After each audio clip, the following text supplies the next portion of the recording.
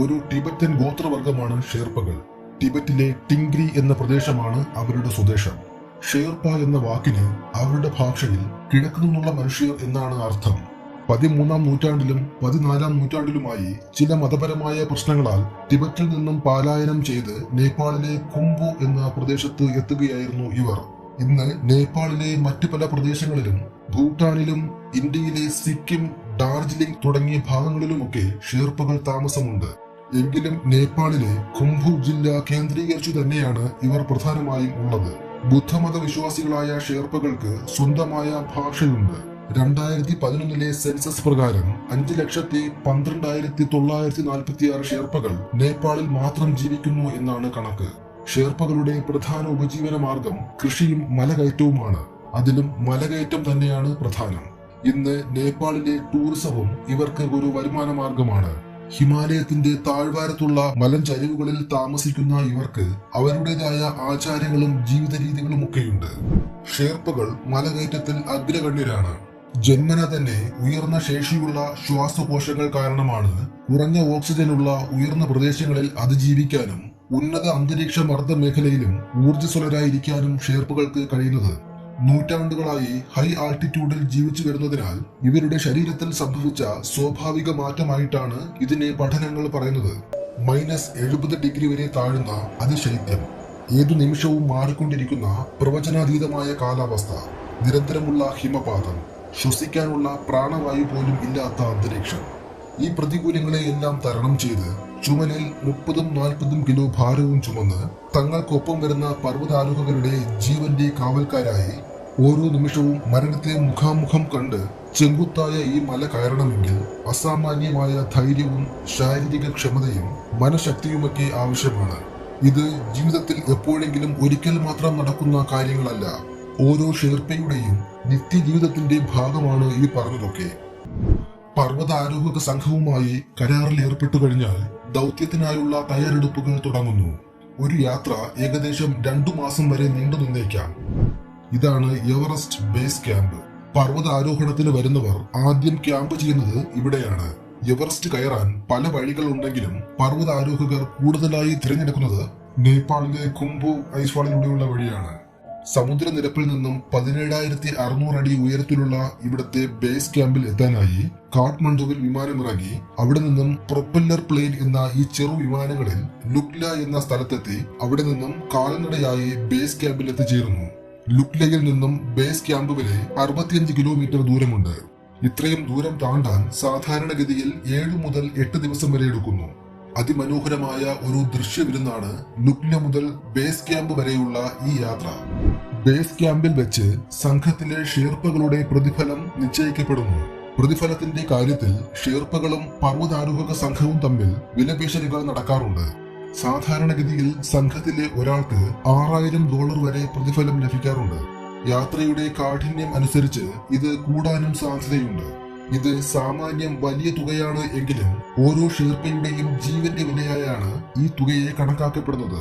പ്രതിഫലം നിശ്ചയിക്കപ്പെട്ടു കഴിഞ്ഞാൽ യാത്ര തുടങ്ങുന്നതിന് മുമ്പ് ബേസ് ക്യാമ്പിൽ വെച്ചു തന്നെ ആ തുക ഷേർപ്പകൾക്ക് നൽകപ്പെടുന്നു.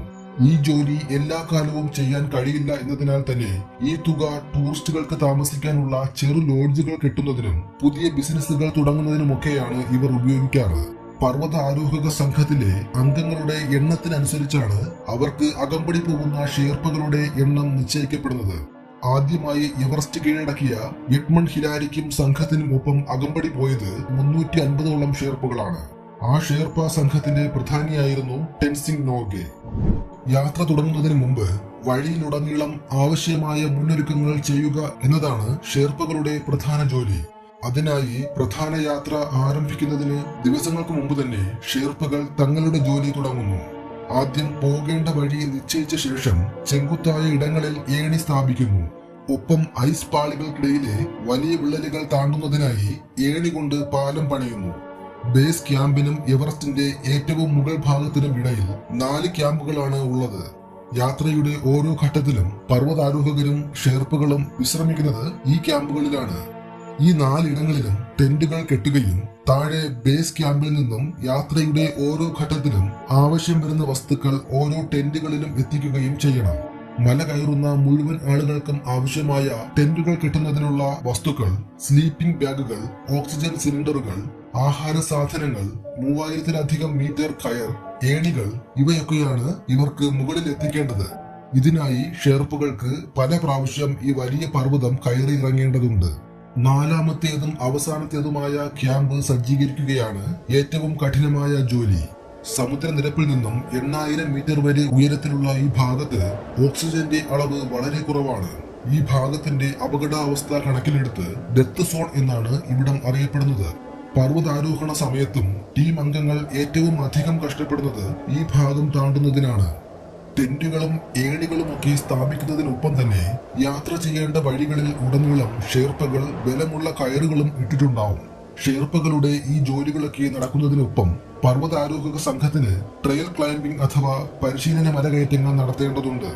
എവറസ്റ്റിന്റെ മുകളറ്റം വരെ കയറുന്നതിന് മുമ്പ് പല ഘട്ടങ്ങളിലായി ഏകദേശം പകുതിയോളം ഉയരത്തിൽ വരെ മല കയറി പരിശീലിക്കുന്നു. ഹൈ ആൾട്ടിറ്റ്യൂഡിലായിരിക്കുമ്പോൾ ഉണ്ടാവുന്ന മാറ്റങ്ങളുമായി ശരീരം പൊരുത്തപ്പെടാനാണ് ഇങ്ങനെ ചെയ്യുന്നത്. ഈ പരിശീലന മലകയറ്റങ്ങൾക്കും കൃത്യമായ മാർഗരേഖകളുണ്ട്. പരിശീലനത്തിന്റെ ഒന്നാം ഘട്ടത്തിൽ ബേസ് ക്യാമ്പിൽ നിന്നും കുംബു ഐസ്ഫോൾ വഴി മല കയറി 6050 മീറ്റർ ഉയരത്തിലുള്ള ക്യാമ്പ് 1-ൽ സംഘം എത്തിച്ചേരുന്നു. പിന്നെ ഷെർപ്പകൾ അവിടെ നേരത്തെ തന്നെ തയ്യാറാക്കിയിട്ടുള്ള ടെന്റുകളിൽ വിശ്രമിക്കുന്നു. അടുത്ത ദിവസം അവിടെ നിന്നും 6450 മീറ്റർ ഉയരത്തിലുള്ള ക്യാമ്പ് 2-ലെത്തുന്നു. അവിടെ 1-2 മണിക്കൂറുകൾ വിശ്രമിച്ച ശേഷം വീണ്ടും ക്യാമ്പ് 1-ലേക്ക് തിരികെ വന്ന് രാത്രി അവിടെ വിശ്രമിക്കുന്നു. അടുത്ത ദിവസം ക്യാമ്പ് 1-ൽ നിന്നും ബേസ് ക്യാമ്പിലേക്ക് തിരിച്ചിറങ്ങുന്നു. ഇവിടെ പരിശീലനത്തിന്റെ ആദ്യഘട്ടം പൂർത്തിയാകുന്നു.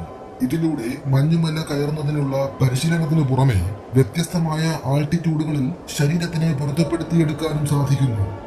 ബേസ് ക്യാമ്പിൽ 2-3 ദിവസത്തെ വിശ്രമത്തിനു ശേഷം പരിശീലനത്തിന്റെ രണ്ടാം ഘട്ടത്തിനായി സംഘാംഗങ്ങൾ തയ്യാറാവുന്നു. ഇപ്രാവശ്യം ഘട്ടം ഘട്ടമായി 7100 മീറ്റർ ഉയരത്തിലുള്ള ക്യാമ്പ് 3 വരെ സംഘം എത്തുന്നു. ക്യാമ്പ് 3-ലെ അന്തരീക്ഷവുമായി പൊരുത്തപ്പെടാൻ കഴിഞ്ഞാൽ കൂടുതൽ കഠിനമായ ക്യാമ്പ് 4-ലും പിന്നെ എവറസ്റ്റിന്റെ ഏറ്റവും മുകളിലുമുള്ള ഹൈ ആൾട്ടിറ്റ്യൂഡുമായി പൊരുത്തപ്പെടാൻ അംഗങ്ങൾക്ക് കഴിഞ്ഞേക്കും. മുകളിലേക്ക് പോകും തോറും അന്തരീക്ഷത്തിൽ ഓക്സിജന്റെ അളവ് കുറഞ്ഞു വരുന്നതിനാൽ അതിനനുസരിച്ച് ശരീരത്തിന് പൊരുത്തപ്പെടാൻ കഴിഞ്ഞില്ലെങ്കിൽ ആൾട്ടിറ്റ്യൂഡ് സിക്നസ് എന്ന അവസ്ഥയിൽ എത്തിപ്പെടാൻ സാധ്യതയുണ്ട്. ഈ അവസ്ഥയിൽ കൂടുതൽ മുകളിലേക്ക് പോവാൻ കഴിയില്ല എന്നു മാത്രമല്ല, ശാരീരിക അവസ്ഥകൾ കൂടുതൽ സങ്കീർണമായി മരണം വരെ സംഭവിക്കുന്നു. അത് പരമാവധി ഒഴിവാക്കാനാണ് ഈ പരിശീലന മലകയറ്റങ്ങൾ. ക്യാമ്പ് 3-ൽ നിന്നും അംഗങ്ങൾ തിരികെ ബേസ് ക്യാമ്പിലേക്ക് മടങ്ങുന്നു. ഇതോടെ പരിശീലനങ്ങൾ എല്ലാം പൂർണ്ണമായി. ഇനി എവറസ്റ്റിന്റെ ഏറ്റവും മുകളിൽ വരെ എത്തുന്ന പ്രധാന മലകയറ്റത്തിനായി ശരീരവും മനസ്സും ഒരുക്കുന്നതിനായിരിക്കും ഓരോ പർവ്വതാരോഹകന്റെയും ശ്രമം. പർവ്വത നിരകളിലെ കാലാവസ്ഥ അനുകൂലമാവുന്നതോടെ പ്രധാന യാത്രയുടെ ദിവസം നിശ്ചയിക്കപ്പെടുന്നു. യാത്ര തുടങ്ങുന്നതിന് മുമ്പായി ബേസ് ക്യാമ്പിൽ വെച്ച് ഷെർപ്പകൾ തങ്ങളുടെ ദൈവങ്ങൾക്ക് പൂജ നടത്താറുണ്ട്. യാത്രയിൽ ഉടനീളം അപകടങ്ങൾ സംഭവിക്കാതിരിക്കാനാണ് ഇത്. യാത്ര ആരംഭിക്കുന്ന ദിവസം സംഘാംഗങ്ങൾ എല്ലാവരും അതിരാവിലെ 4 മണിക്ക് തന്നെ ബേസ് ക്യാമ്പിൽ നിന്നും പുറപ്പെടുന്നു. ഇരുട്ടിൽ ഹെഡ്ലൈറ്റിന്റെ വെളിച്ചത്തിൽ ആയിരിക്കും യാത്ര. ഇങ്ങനെ അതിരാവിലെ തന്നെ യാത്ര തുടങ്ങുന്നതിനും ഒരു കാരണമുണ്ട്. സംഘത്തിന് ആദ്യം കടന്നു പോവേണ്ടത് സ്ഥിരമായി ഹിമപാതം സംഭവിക്കുന്ന കുംബു ഐസ്ഫാൾ എന്ന വഴിയിലൂടെയാണ്. പകൽ സമയത്ത് സൂര്യന്റെ ചൂടുള്ളപ്പോഴാണ് ഹിമപാതം സാധാരണയായി സംഭവിക്കാറുള്ളത്. രാത്രിയിൽ അതിനുള്ള സാധ്യത വളരെ കുറവാണ് എന്നതിനാലാണ് രാത്രിയിൽ തന്നെ യാത്ര തുടങ്ങുന്നത്. അങ്ങനെയായാൽ പകൽ സൂര്യപ്രകാശം ശക്തി പ്രാപിക്കുന്നതിന് മുമ്പ് തന്നെ സംഘത്തിന് മലമുകളിലെ ക്യാമ്പിൽ എത്തിച്ചേരാൻ കഴിയും. പരിശീലനത്തിന്റെ സമയത്തും ഈ രീതി തന്നെയാണ് ഇവർ പിന്തുടരുന്നത്. ആദ്യ ദിവസം ബേസ് ക്യാമ്പിൽ നിന്നും ആരംഭിക്കുന്ന യാത്ര അവസാനിക്കുന്നത് 6450 മീറ്റർ മുകളിലുള്ള ക്യാമ്പ് 2-ലാണ്. എപ്പോഴും സ്ഥാനഭ്രംശം സംഭവിച്ചുകൊണ്ടിരിക്കുന്ന ഈ മഞ്ഞുമലകൾക്ക് മുകളിലൂടെയുള്ള യാത്ര കഠിനവും അപകടകരവുമാണ്. അന്ന് രാത്രിയും അടുത്ത ദിവസവും സംഘം ഇവിടെ വിശ്രമിക്കുന്നു.